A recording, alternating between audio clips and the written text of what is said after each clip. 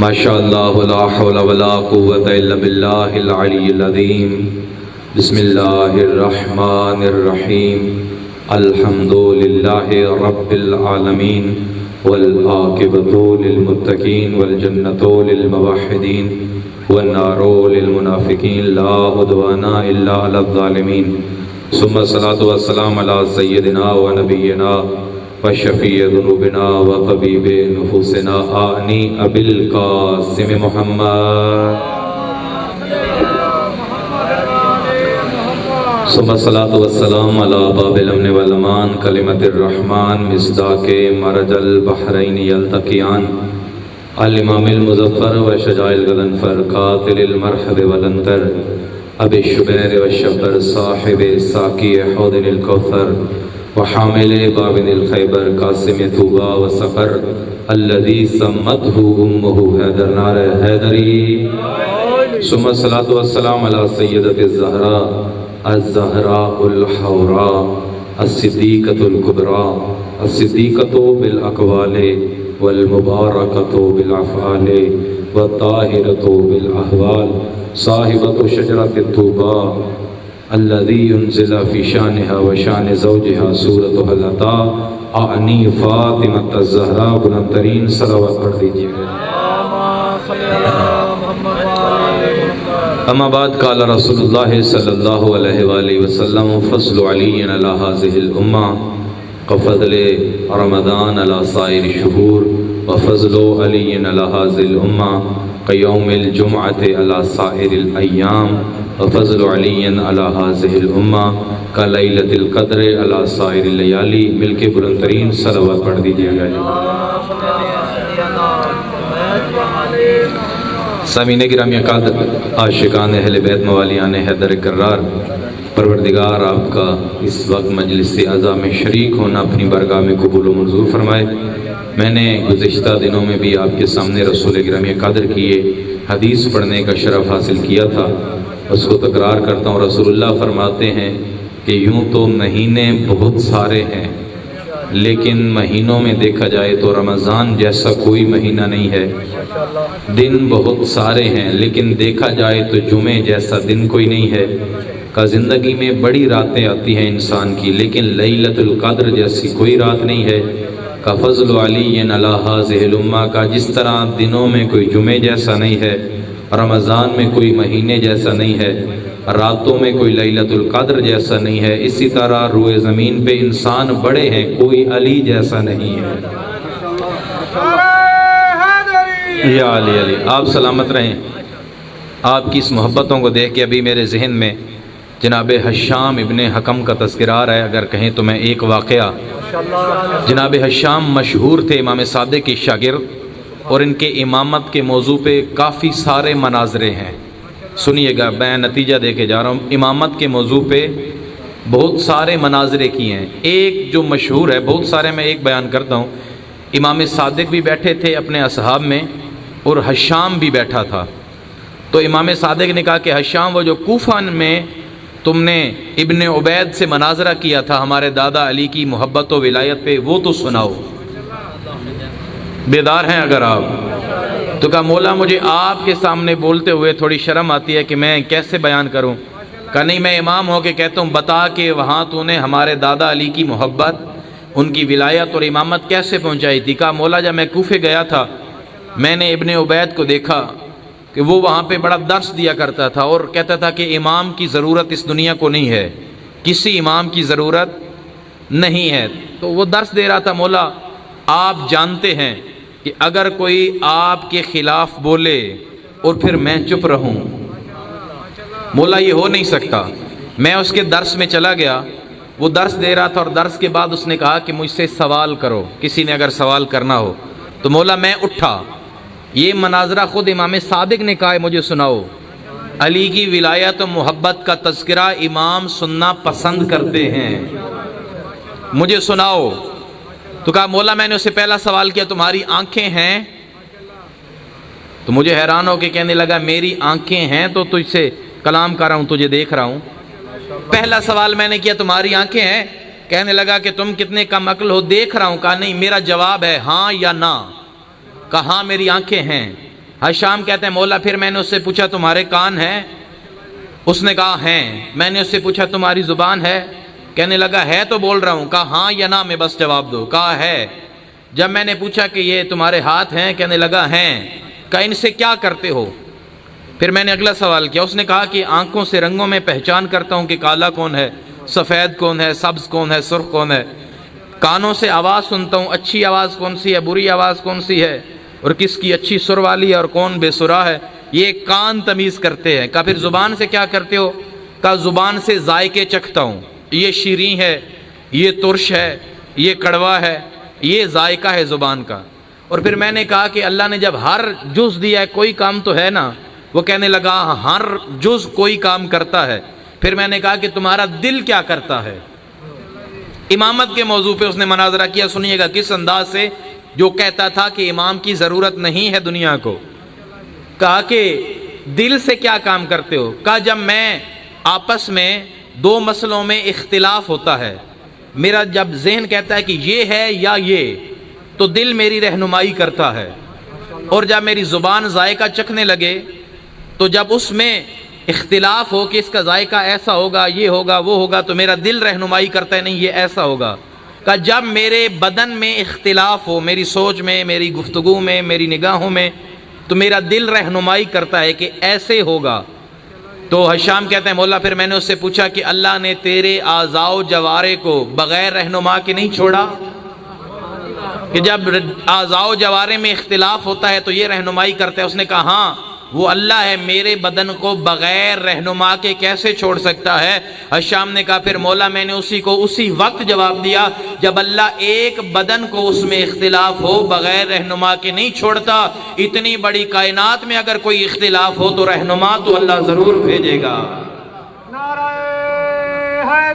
یا علی محمد و آل محمد صلوات اللہم صلی علی محمد۔ اور پھر امام صادق کے شاگردوں میں 90 برس کا بوڑھا بھی ہے، 95 برس کا بوڑھا بھی ہے، اور ہشام کی کتنی عمر ہے؟ 23 یا 24 سال کا بچہ۔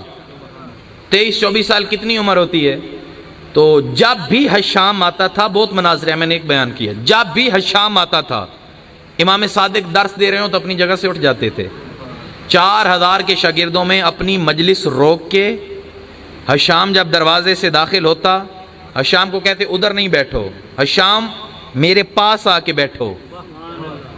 ہر دفعہ امام اسے اپنے پاس بلاتے، اٹھ کے احترام کرتے، تو کچھ کہنے لگے کہ مولا یہاں تو 90 برس کا بھی بزرگ ہے آپ کا صحابی، یہاں تو جابر بن حیان بابا کیمیا بھی ہے، اتنے بزرگ اور بڑے صحابی، آپ کسی اور کے احترام میں نہیں اٹھتے، ہشام کے لیے اٹھتے ہیں، یہ کل کا بچہ، اور اپنے پاس بٹھاتے ہیں، آخر وجہ کیا ہے؟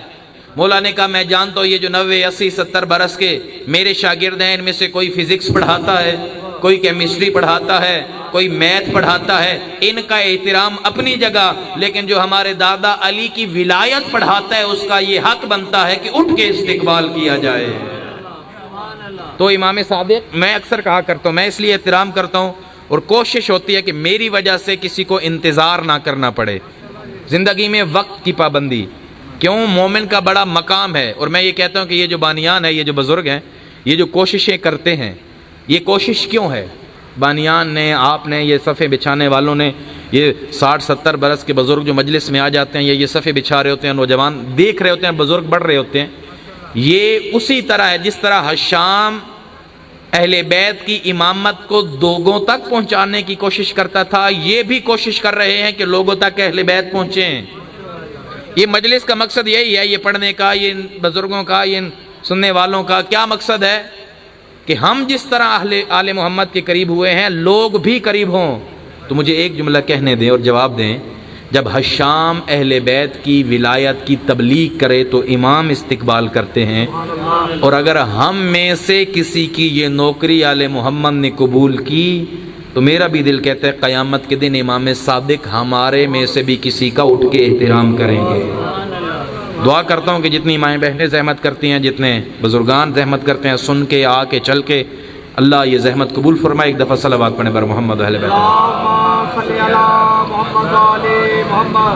اور جتنی شخصیات دیکھی جائیں، آل محمد سے دوری ممکن نہیں ہے، جتنے فرقے دیکھے جائیں، اگر کوئی کہے کہ ہمیں صرف قرآن کافی ہے، اگر وہ صرف قرآن ہی پڑھ لے تو قرآن اسے پکڑ کے آل محمد کے در پہ لے کے آتا ہے۔ اگر کوئی کہے ہمیں حدیث کافی ہے، میں اکثر یہ جملہ تکرار کرتا ہوں، اگر ہم نے صرف حدیث پڑھنی ہے تو حدیث بھی اس کا ہاتھ پکڑ کے اہل بیت کے دروازے پہ لے آتی ہے۔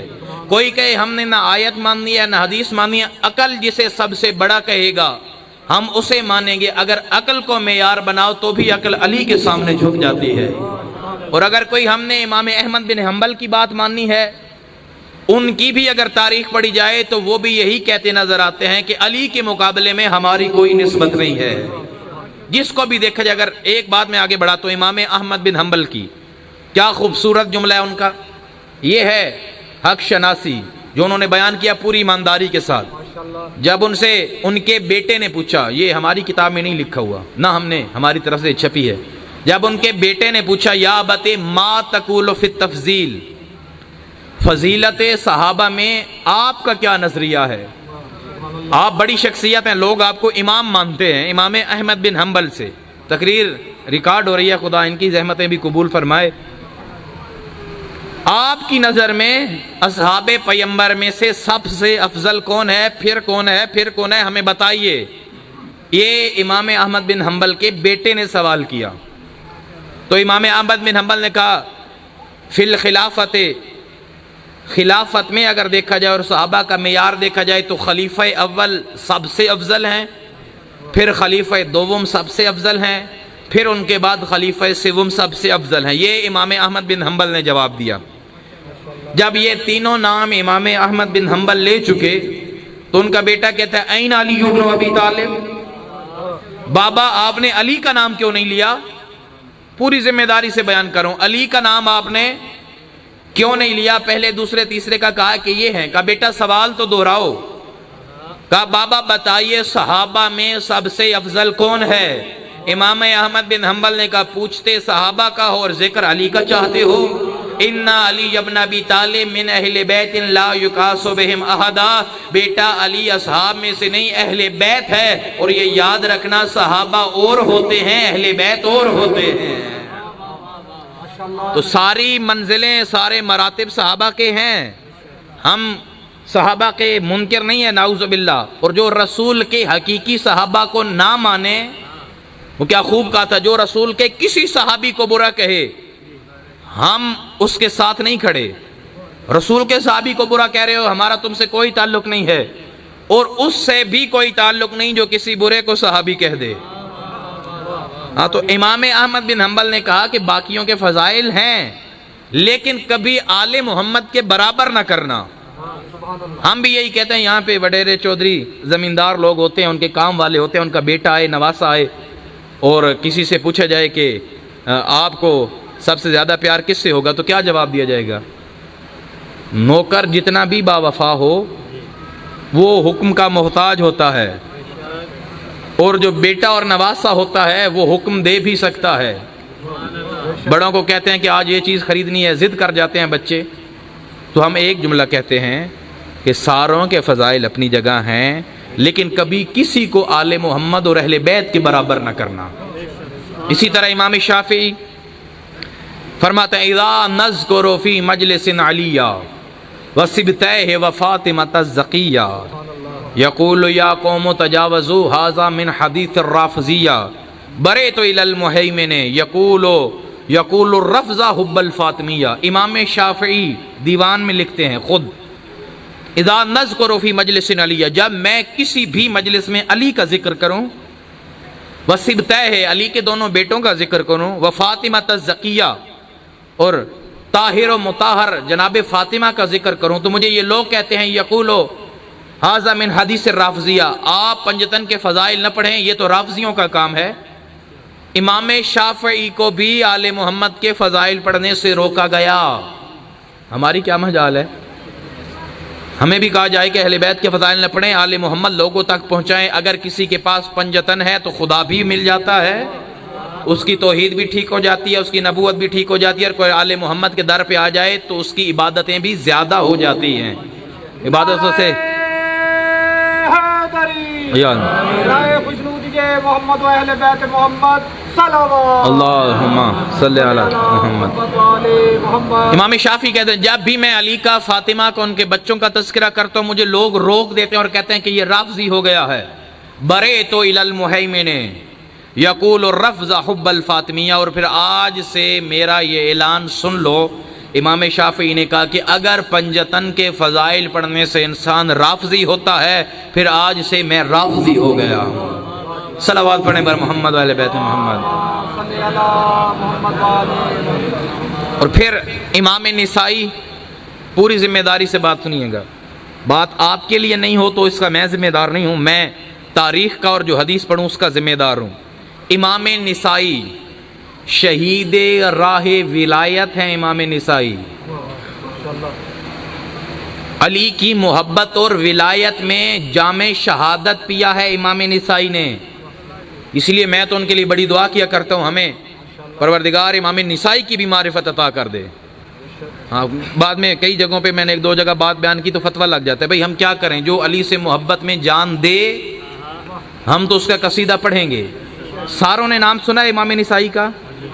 برادران اہل سنت میں ایک بڑا نام ہے، ہمارے ہاں بھی ہے، 6 بڑی کتابوں میں ایک کتاب ہے سنن نسائی، جس طرح صحیح بخاری ہے، صحیح مسلم ہے، سنن ماجہ ہے، ترمذی ہے، سنن نسائی، ایک معتبر ترین کتاب اور معتبر ترین شخصیت ہے امام نسائی۔ اب مجھے کوئی بتائے یہ دنیا سے کیسے گئے؟ میں پوری ذمہ داری سے پھر کہہ رہا ہوں، توجہ رکھیے گا اور میری بات جہاں تک مرضی ہے پہنچائیں۔ امام نسائی نے جب دمشق میں آئے، جہاں حاکم شام کا پائے تخت اور اس نے اپنی ساری حکومت دمشق میں رکھی ہوئی تھی، تو اس نے امام نسائی نے دیکھا کہ جو بھی علی کے فضائل پڑھتا ہے اسے کوڑے مارے جاتے ہیں، علی کا نام لینے پہ پابندی ہے، تو کہا میرے اوپر واجب ہے، تم نے علی کے فضائل کے تذکرے کو روکا ہے، میں ایک پوری کتاب فضائل علی پہ لکھ ڈالوں گا۔ تو کون سی وہ کتاب کیا مدارس میں پڑھائی جاتی ہے شیعوں یا سنیوں کے؟ جہاں سنن نسائی پڑھائی جاتی ہے، کیونکہ امام نسائی معتبر ہیں تو یہ کتاب سنن معتبر ہے۔ اور ایک کتاب جس کا نام انہوں نے لکھا خصائص و امیر المؤمنین علی بن ابی طالب، وہ خصائص و فضائل جو صرف علی کے ہیں، 198 احادیث صرف علی کی شان میں۔ تو مجھے بتاؤ جہاں ان کی دوسری کتاب نصاب میں پڑھاتے ہو، جو کتاب علی پہ لکھی وہ کیوں نہیں پڑھائی جاتی؟ ایک سوال ہے میرا، میں کوئی کسی پہ طنز و اعتراض نہیں کر رہا، کوئی فتویٰ نہیں لگا رہا کون ٹھیک ہے کون غلط ہے، لیکن مجھے اتنا تو جواب دو، اگر امام نسائی معتبر ہیں اور ہیں 6 بڑی کتابوں میں نام ہے، تو یہ کتاب پڑھاتے اور علی پہ جو لکھی گئی وہ کیوں نہیں پڑھائی جاتی؟ اور اس میں بہت ساری احادیث ہیں دائیں بائیں اور باقی کتب میں بھی کہ ایک بندے نے کیوں نہیں پڑھائی جاتی میں بتاتا ہوں۔ ایک بندے نے رسول اللہ سے علی کی شکایت کی کہ ہمیں علی سے یہ شکوہ ہے، شکایت جس طرح بندے کرتے ہیں، تو رسول نے جب علی کی شکایت سنی تو منہ پھیر لیا۔ اس نے دوسری طرف سے آ کے شکایت کی، علی نبی نے پھر منہ پھیر لیا۔ تو وہ شکایت کرنے والا خود کہتا ہے کہ میں نے دیکھا کہ رسول اللہ کا چہرہ غصے سے سرخ ہو چکا ہے اور مجھے لگا کہ میں نے کوئی غلط بات کر دیا، مجھے شکایت نہیں کرنی چاہیے تھی، اور میں نے کہا یا رسول اللہ میں کوئی غلط کام کر بیٹھا ہوں؟ کہا تم مجھ سے اس کی شکایت کرتے ہو جس سے اللہ کو بھی کبھی کوئی شکایت نہیں ہے۔ سبحان اللہ، ماشاءاللہ۔ کہا رسول کے چہرے پہ اتنا غصہ تھا، مجھے لگا کہ میں دائرہ ایمان سے خارج ہو گیا ہوں، اور میں نے رسول کو کہا آپ اپنا ہاتھ بڑھائیں، میں دوبارہ کلمہ پڑھنا چاہتا ہوں۔ اب رسول کو کیا چاہیے تھا کہ تم توبہ کرو، گناہ تمہارا تھا، معافی مل جائے گی، تم مسلمان ہو، لیکن رسول نے یہ نہیں بولا۔ جب اس نے کہا نا ہاتھ بڑھائیں میں دوبارہ مومن ہونا چاہتا ہوں، تو رسول نے بھی ہاتھ بڑھا دیا۔ گویا رسول کا یہ عمل بتاتا ہے کہ علی کی شکایت کرو گے پھر جتنے بڑے نامی گرامی ہو اسلام سے کوئی تعلق نہیں ہوگا۔ صلوات پڑھے بر محمد و اہل بیت محمد۔ نعرہ تکبیر، اللہ اکبر، نعرہ رسالت، یا رسول اللہ، نعرہ حیدری، یا رسول بر محمد و آل محمد صلوات۔ تو امام نسائی کو جامع مسجد میں دمشق کی علی کے فضائل پڑھتے تھے کہ تم نے روکا ہے، میں علی کے فضائل پڑھوں گا۔ تو آئے لوگ کہ تمہیں صرف آل محمد کے فضائل نظر آتے ہیں، بنو امیہ کے کیوں نہیں پڑھتے؟ باقیوں کے بھی فضائل پڑھو۔ امام نسائی نے کہا کہ مجھے ان کے فضائل پڑھنے کا کہتے ہو جن کے بارے میں رسول نے کبھی کوئی ایک حدیث نہیں بیان کی اور اس کے فضائل سے روکتے ہو کہ رسول کی زندگی کا کوئی دن نہیں تھا جس میں علی کا ذکر نہ کیا ہو. اس کے فضائل سے روکتے ہو جس نے رسول اللہ نے اپنی زندگی کے ہر دن میں علی کے فضائل پڑھے اور ان کے بارے میں کہتے ہو جن کے بارے میں کوئی حدیث نہیں ملتی. تو امام نسائی کو ایک خطیب ذاکر وائس شیعہ کی بات نہیں ہو رہی، بلا فصل ماننے والے کی نہیں. امام نسائی بلا فصل نہیں مانتے تھے. امام نسائی کو جامع مسجد دمشق میں اتنا مارا گیا ان کے جسم کے کوئی ایسا عضو نہیں تھا جہاں پہ شدت ضرب نہ ہو. اس سے زیادہ میں بیان نہیں کر سکتا. مسلمانوں کی سیاہ تاریخ یہ ہے. اسلام جو ظاہراً مسلمان تھے، اسلام میں مسئلہ نہیں، ان لوگوں میں ہے. انہی زخموں کی تاب نہ لاتے ہوئے امام نسائی نے کہا میں مر سکتا ہوں لیکن علی کے خلاف نہیں جا سکتا. انہی زخموں کی تاب نہ لاتے ہوئے امام نسائی دنیا سے رخصت ہو جاتے ہیں. تو اس لیے میں کہتا ہوں شہید راہ ولایت ہے امام نسائی. جہاں مدارس میں سنن نسائی پڑھائی جاتی ہے وہ تقریباً جو 198 احادیث علی کے فضائل میں ہیں، کوئی یہ کہہ سکتا ہے خود گھڑی ہوں گی؟ کیا امام نسائی کے بارے میں جو سنن پڑھتے ہیں وہ کہہ سکتے ہیں کہ یہ حدیثیں گھڑی ہیں؟ یا امام نسائی نے جو لکھا ہے وہ معتبر ہے؟ اگر ان کا لکھا ہر معتبر ہے تو جو علی کے فضائل میں لکھا ہے وہ بھی معتبر ہونا چاہیے. صلوات پڑھیں پر محمد علیہ وسلم.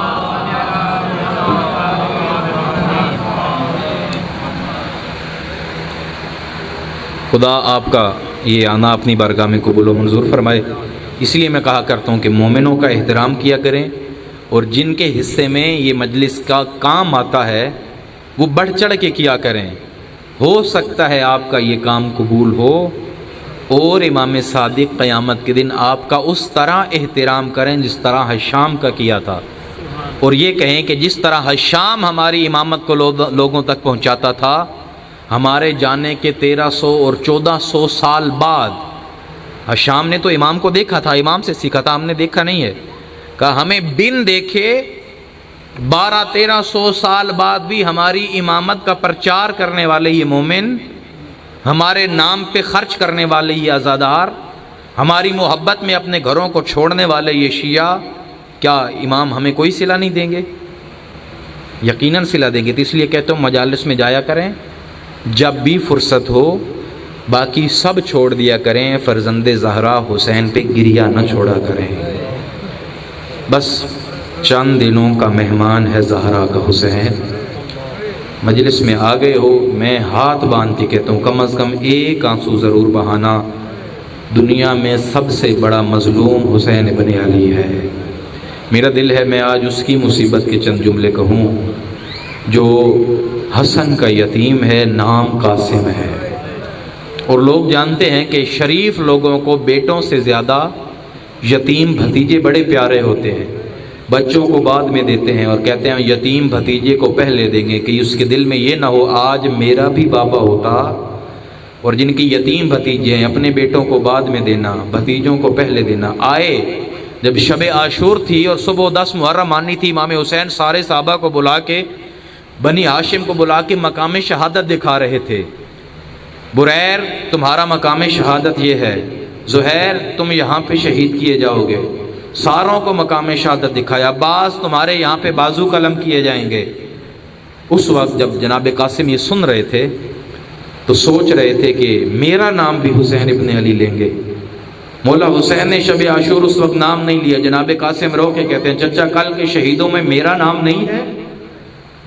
روئے امام حسین کا بیٹا تمہارا نام چھوڑو، کل کے شہیدوں میں میرے علی اصغر کا بھی نام ہے. جب علی اصغر کا نام سنا روئے جناب قاسم. مولا وہ ہمارے خیموں میں آئیں گے کیونکہ میرے اصغر تو خیموں میں ہوں گے. مولا وہ ہمارے خیموں میں آئیں گے. کہا نہیں بیٹا وہ خیموں میں نہیں آئیں گے، میں اصغر کو خود ہاتھوں پہ اٹھا کے لے جاؤں گا. اور قاسم خیموں میں آنے کا سوچ کے اتنا رو پڑے اور تڑپ پڑے ہو، کل خیموں میں آئیں گے نہیں، تیری پھپھیوں کے خیموں کو جلائیں گے. اجرکم اللہ. جن کے آنکھوں میں آنسو ہے جناب سیدہ کو قبول و منظور فرمائے. بار بار جناب قاسم آتے، آقا الاجازت لامضی الی ہؤلاء القتال الکفرہ، آقا مجھے اجازت دیجئے میں ان کافروں سے جنگ کروں. قاسم کے لیے زندہ رہنا بڑا مشکل ہے. حسین مولا بار بار سینے سے لگاتے، قاسم تو میرے بھائی کی نشانی ہے، قاسم تو میرے بھائی کی نشانی ہے۔ روتے روتے جب اپنی ماں کے خیمے میں آئے تو ماں نے دیکھا اور کہا قاسم ابھی زندہ ہو، قاسم ابھی خیموں میں تو نہ آئے، تیری لاش آئے تیری ماں تجھ سے راضی ہوگی۔ اور رو کے کہا اماں قاسم کیا کرے، تو زندہ نہیں رہنے دیتی، حسین مرنے نہیں دیتا۔ پھر جناب قاسم نے کہا کہ اماں تجھے یاد ہے جب میرا بابا جا رہا تھا میرے بازو پہ ایک تعویذ باندھا تھا اور کہا تھا قاسم جب مشکل وقت آئے کھولنا، آج سے بڑی کیا مشکل ہوگی، میرا چچا حسین دنیا سے جانے والا۔ جب تعویذ کھولا قاسم نے تحریر پڑھی، دوڑے حسین ابن علی کی طرف، چچا یہ تحریر پڑھیں، یہ تعویذ جو میرے بابا نے لکھ کے باندھا تھا۔ حسین نے تعویذ پڑھا، کیا لکھا تھا؟ امام حسن نے کہا تھا حسین جب 10 محرم میرے قاسم کی ضرورت ہو قاسم کو سب سے پہلے بھیجنا۔ یہ تحریر حسین ابن علی نے پڑھی اور رو کے قرآن کی آیت پڑھی، انا للہ وَإِنَّا إِلَيْهِ رَاجِعُونَ۔ قاسم قریبا، قاسم کو گلے سے لگایا۔ قاسم کا قد چھوٹا تھا چونکہ امام حسین کا قد دراز تھا، بڑے تھے۔ قاسم نے حسین کو گلے سے لگایا، جناب قاسم کی باہیں حسین کی کمر پہ ہیں، حسین کے ہاتھ قاسم کے سر پہ ہیں۔ لکھا ہے شہید مطاری نے جاء یبکیان، اتنا روئے چچا بھتیجا، ایک طرف غریب حسین گر گیا ایک طرف امیر قاسم گر گیا۔ پھر جناب زینب کو یہ پتہ چلا حسین پہ غشی آئی ہے، دوڑی آقا زادی سلام ہے ان بہنوں کو جو کربلا سے سیرت سیکھے۔ حسین کا سر اپنی گود میں رکھا، رونا شروع کیا۔ اور جب جناب زینب عالیہ کے آنسو کے قطرے حسین کے رخسار پہ گرے، آنکھیں کھلی، رو کے کہا بہن ابھی نہ رو، تو نے میرے بعد بڑا رونا ہے، کبھی کوفہ رونا ہے، کبھی شام کے بازاروں میں رونا ہے۔ اٹھے امام حسین، تیار کیا جناب قاسم کو، ثم شق لباس القاسم، قاسم کے لباس کو پھاڑنا شروع کیا۔ وَأَلْبَسَ بِصُورَةِ الْكَفَنِ، جیسے کفن پہناتے ہیں ویسے لباس کی صورت کی۔ آقا کفن کی طرح قاسم کے لباس کو کیوں پھاڑا ہے؟ مولا نے کہا میں جانتا ہوں جب میں اتر جاؤں گا کوئی مرد نہیں بچ جائے گا، کوئی نہیں ہوگا جو میرے یتیم قاسم کو کفن پہنائے۔ میں ابھی سے لباس ایسے پھاڑ رہا ہوں لوگوں کو پتہ چلے حسین کتنا غریب ہو گیا۔ چلے میدان کی جانب قاسم مولا۔ اب فوجی اشقیاء کہتی ہے وجہہ کفلقۃ القمر، ہم حیران ہوئے، خیموں سے ایک ایسا گلاب کا پھول نکلا جس کا چہرہ 14ویں کی چاند کی طرح چمک رہا تھا۔ مجھے انصاف سے بتاؤ جو دشمنوں کی نظر میں چاند ہو، اللہ جانے ماں کی نظر میں کیا ہوگا جن کی اولاد نہیں ہے، ہائے کرنا دعا قبول ہو جائے گی۔ جناب قاسم نے بڑی جنگ کی، بڑی خوبصورت جنگ کی۔ ایک وہ وقت آیا جب عمر صاحب نے کہا یہ بھی علی کا لال ہے، ہاشمی جوان ہے، مل کے حملہ کرو تب قاسم زین سے زمین پہ آئے گا۔ فوجیں جو دوڑی ہوئی تھی واپس آتی ہیں، لکھا ہے تاریخ میں سب سے زیادہ جو پتھروں کی بارش ہوئی وہ جناب قاسم پہ ہوئی۔ قاسم کو جب پتھر مارے گئے، ایک پتھر جناب قاسم کی پیشانی میں لگا، پیشانی پھٹی، یا پیشانی پھٹی خون روکنے کے لیے ہاتھ رکھا، یا ایک کمینے نے سر میں گرز مارا۔